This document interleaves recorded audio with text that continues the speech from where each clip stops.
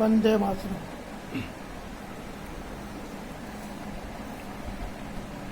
समस्त भारत के देशवासियों, आपको ये निवेदन करना चाहता हूँ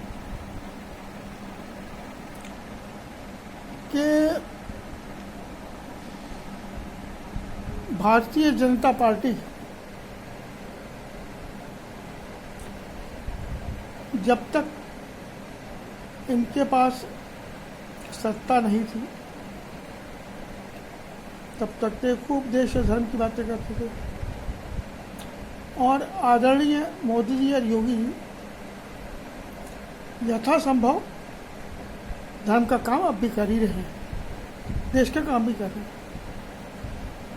लेकिन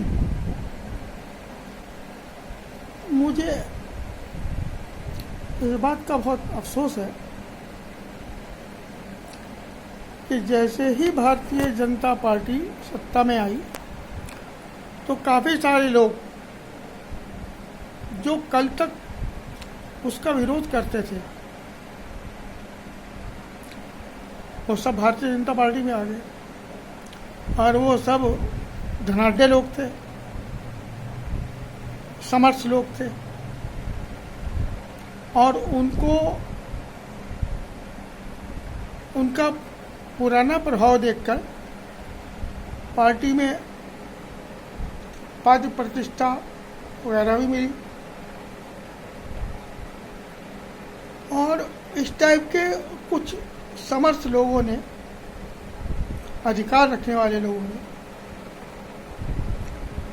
मोदी जी, आदरणीय मोदी जी और पूज्य योगी जी के चारों ओर एक घेरा बना लिया।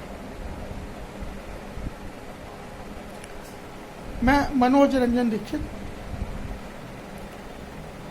देश की सेवा के लिए पाकिस्तान में 1985 में गया, और वहाँ पर 1992 23 जनवरी को गिरफ्तार हुआ। तकरीबन 22 मार्च को मैं उसके बाद भीषण पाकिस्तानी सेना द्वारा भीषण यात्राएं दिए जाने के उपरांत 22 मार्च 2005 को 92 से लेकर 23 जनवरी 1992 से लेकर 2005 22 मार्च तक पाकिस्तान सरकार की कैद में रहा, और 22 मार्च को मुझे वाघा बॉर्डर पर भारत सरकार के हवाले कर दिया गया। उस समय कांग्रेस सरकार थी, जिससे मुझे पहले 36,000 बाद में 1 लाख ये मिला। ये ऐसे ही हुआ जैसे कि आप किसी को 1945 में कहे कि भाई मेरा ये काम कर दो तो मैं आपको 100 रुपये दूंगा, और फिर 2005 में उसको वो 100 रुपये दो तो उनका कोई औचित्य, कोई गोल्ड रेट के हिसाब से वो बेकार हुआ। कांग्रेस तो किया सो किया, या पूर्व की सरकारों ने, तत्कालीन सरकार जो राज्य सरकार थी उनको ही मैंने बड़ा निवेदन किया। लेकिन दिन रात राष्ट्रवाद का गाना गाने वाली भाजपा में, और धर्म का नाम, धर्म और देश के नाम पर राजनीति चमकाने वाली और दिन रात चलाने वाली भाजपा में एक ऐसा गिरोह अब चारों तरफ से शामिल हो गया जो कि ईमानदार, देशभक्त और धर्मपरायण मुख्यमंत्री और प्रधानमंत्री जी और अन्य मंत्री और अन्य नेताओं तक देशभक्तों की बात, धार्मिक धर्मपरायण लोगों की बात पहुंचने ही नहीं देता। मैंने कई मरतबा प्रयास किया अपनी बात पहुंचाने के लिए, लेकिन मैं हर बार फेल हो गया। मैं आदरणीय पूज्य मुख्यमंत्री जी के आवास पर भी गया, मगर ये मेरा दुर्भाग्य कहिए या इसे जो भी कुछ योग कीजिए, दुर्योग कहिए कि आदरणीय मुख्यमंत्री से मेरी कई भेंट नहीं हुई, जब भी हुई उनकी ओएसडी वगैरह से, और मैं उनको देकर चला और लिखता भी रहा और लगातार लिख रहा हूँ और लिखता रहूँगा जब तक जिंदा हूँ अपने अधिकार के लिए।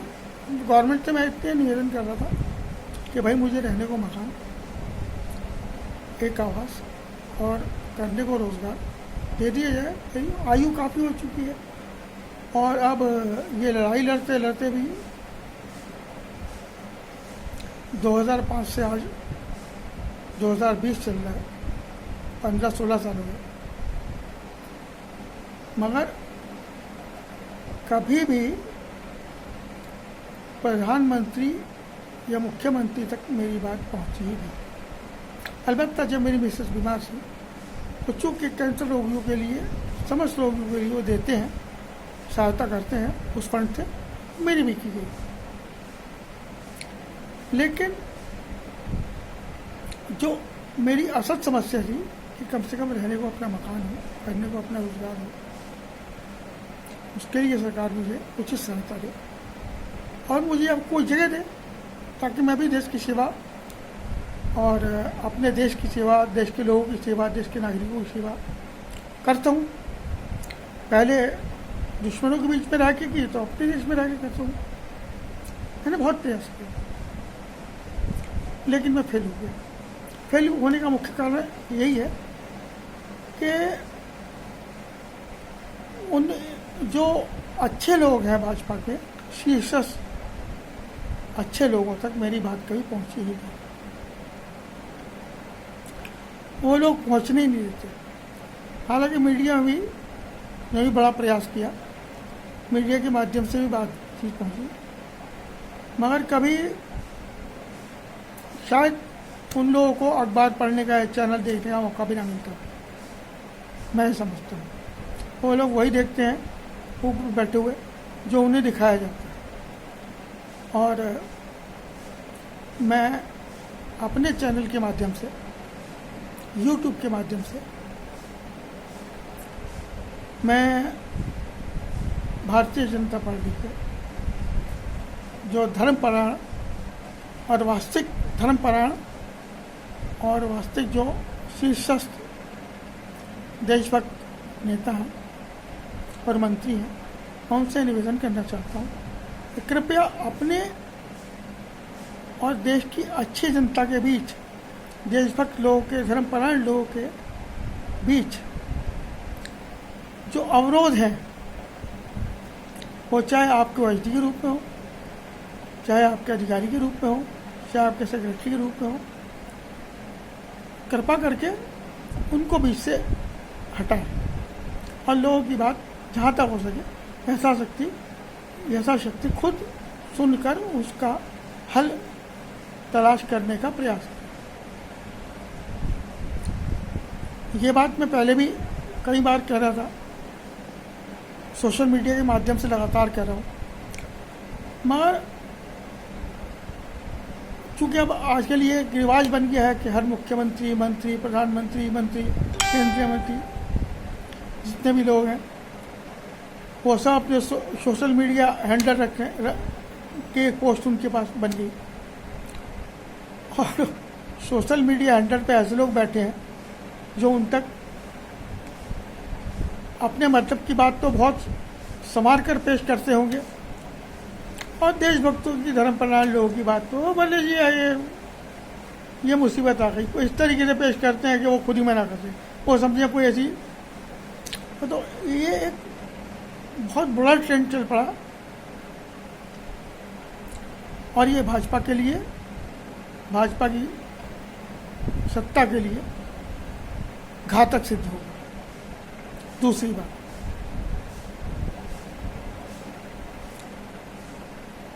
आप क्या समझ रहे हैं कि कोरोना काल में आप लॉकडाउन पे लॉकडाउन करे जा रहे हैं और जनता को गेहूं और चावल दे रहे हैं, तो क्या गेहूं खाएगा, चावल खाएगा? गैस भी चाहिए, मसाला भी चाहिए, उसको बनाने के लिए पानी भी चाहिए, मकान में रहेगा तो उसका किराया भी चाहिए, बिजली का बिल भी चाहिए, समझे? आने जाने के लिए का साधन भी चाहिए ताकि वो खरीद कर ला सके, सब्जी भी चाहिए, दालें भी चाहिए, कपड़े भी पहनने को चाहिए। तो ये लॉकडाउन तो मेरे विचार से फिजूल की चीज़ थी। जनता को कोरोना से एहतियात के लिए जोर दिया जाए, और अगर कोई जानबूझकर कुएं में छलांग लगा रहा है तो आप उसे रोक नहीं सकते। किसी को मरने का शौक है, कोई गोमती पुल से खड़े हुए छलांग लगा है, तो योगी जी मोदी जी रोक तो नहीं सकते, कोई नेता नहीं रोक सकता, अमित शाह नहीं रोक सकते, उसे रोका नहीं जा सकता।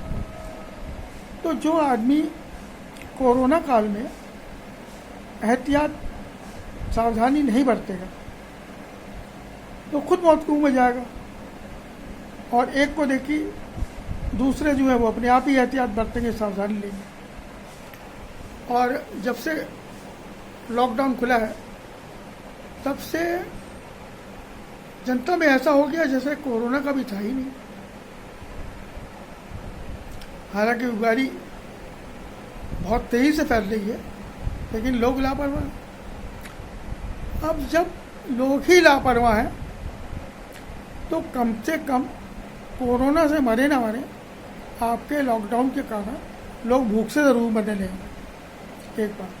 दूसरी बात, प्राइवेट सेक्टर में कंपनी हैं, फैक्ट्री हैं, उनको आपने तो लोन दिया, छूट दी, जो कुछ दिया, पता नहीं उन तक पहुंचा नहीं पहुंचा, ईश्वर जानता है, उनसे पूछिए। लेकिन उनको ज़रूर बहाना मिल गया तनख्वाह काटने का, तनख्वाह काट रहे हैं, लोगों को निकाल दिया थी, इंतहाई लोग बेरोजगार हो गए। वो कहाँ जाए, उनका परिवार, थोड़ा बहुत पैसा उनके पास होगा, 1-2 महीने ज़्यादा, 1-2 महीने और चल जाएगा। उसके बाद जनता क्या करेगी? फिर वही करेगी जो इंदिरा गांधी के शासनकाल में हुआ, और उस टाइम आपकी जो नया विपक्ष था उसने भी जनता को खूब हवा दी, देश में लूटमार मच गई, और आखिरकार इंदिरा गांधी को मजबूर होकर इमरजेंसी लगानी पड़ी।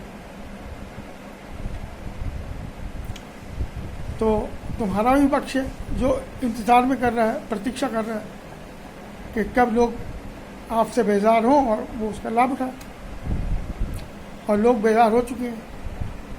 बस लोग भूख से बेरोजगार हो चुके हैं, परेशान हैं, तंग हैं, बहुत तंग हैं, बहुत परेशान हैं।